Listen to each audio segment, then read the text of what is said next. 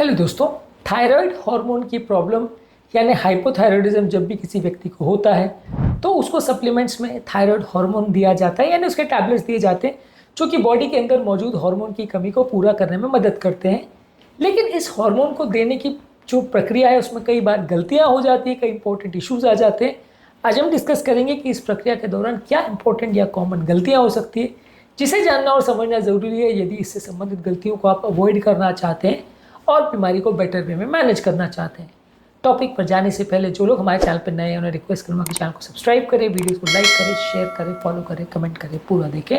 Topic बहुत ही important है, exclusive है, आपको किसी भी और चैनल पर नहीं मिलेगा, एंड तक देखिएगा। चलिए शुरू करते हैं पॉइंट।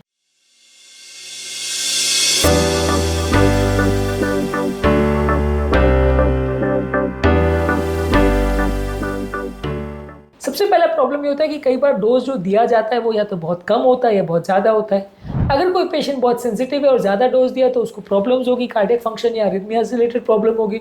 बहुत कम दिया तो जो हाइपोथायराइड के सिम्टम्स है वो जाएंगे नहीं। अब ऐसे केस में क्या होता है कि आपको लो डोज पे स्टार्ट करना चाहिए और धीरे धीरे करके बढ़ाना चाहिए, और खासकर अगर पेशेंट उम्र दराज हो या जिसको कार्डियोवैस्कुलर प्रॉब्लम हो तो थोड़ा स्लो टाइट्रेशन करना चाहिए ताकि पेशेंट का मेडिसिन प्रॉपर्ली मैनेज हो।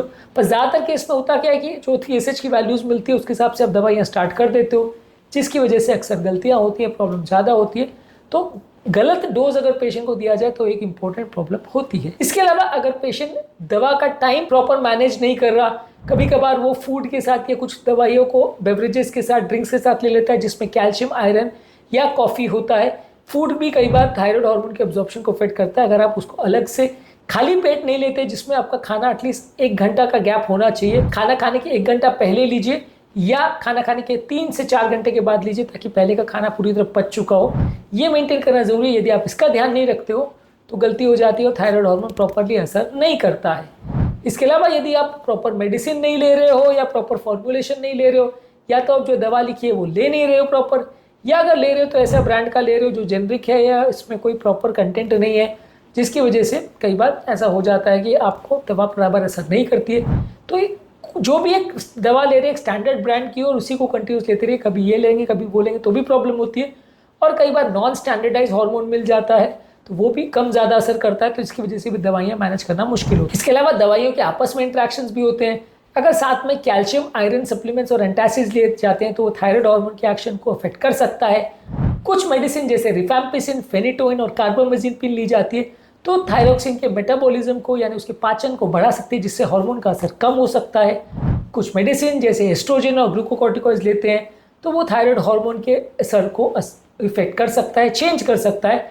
तो ये सारी दवाइयों के साथ अगर आप थायराइड हार्मोन ले रहे हो तो ज़्यादा ध्यान देने की ज़रूरत है, क्योंकि ये सारे दवाइयाँ के साथ अगर आप थायराइड हार्मोन को लेते हो तो प्रॉब्लम्स होने का चांस ज़्यादा है। अगला इंपॉर्टेंट मिस्टेक जो लोग करते हैं कि सिर्फ TSH वैल्यूज़ पर रिलाई करते हैं ट्रीटमेंट करने के लिए। कई बार TSH वैल्यूज़ गलत दिशा में आपको ले जा सकते हैं। T3, T4 वैल्यूज़ की ज़्यादा इंपॉर्टेंस है असेसमेंट करने के लिए, लेकिन आप वो नहीं करते हो, सिर्फ TSH पर रिलाई करते हो तो गलत हो सकता है, जिसकी वजह से पेशेंट को कई बार या तो आप ज़्यादा ट्रीट कर देते हो तो उसको थायराइड हार्मोन एक्सेस का प्रॉब्लम होने लगता है, कम ट्रीट कर दो तो हाइपोथायराइड का प्रॉब्लम हो जाता है। तो TSH और T4 को साथ में यूज़ करेंगे ट्रीटमेंट के लिए तो ज़्यादा अच्छा है, सिर्फ एक को यूज़ करेंगे तो गलतियाँ होने के चांस ज़्यादा है। इसके अलावा अलग अलग पॉइंट ऑफ टाइम पे, जैसे प्रेगनेंसी है, उम्र के साथ, वेट गेन या वेट लॉस के साथ, या कोई एस्ट्रोजन थेरेपी या कॉन्ट्रासेप्टिव्स वगैरह ले रहे हो तो अलग अलग पॉइंट्स ऑफ टाइम पे दवाओं की रिक्वायरमेंट अलग अलग हो सकती है।